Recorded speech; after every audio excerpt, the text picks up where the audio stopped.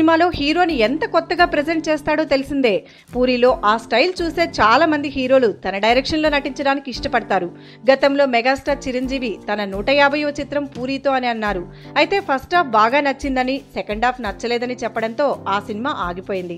తాజాగా మెగాస్టార్ చిరంజీవిపై మనోడు పరోక్షంగా సెటైర్ వేశాడు. ఇండస్ట్రీలో పెద్ద పేరున్న హీరోలు కొత్త కథలను వినడమే కాకుండా ఆ కథలు చేస్తే మరిన్ని కొత్త కథలు వస్తాయని, లేదంటే అవే మూస కథలు వస్తూనే ఉంటాయని అన్నారు. పరభాషలో హిట్ అయిన సినిమాలు రీమేక్ చేస్తే ఒక్కోసారి భారీగా నష్టపోవచ్చని అంటూ పరోక్షంగా చిరుకు చురకలంటించాడు.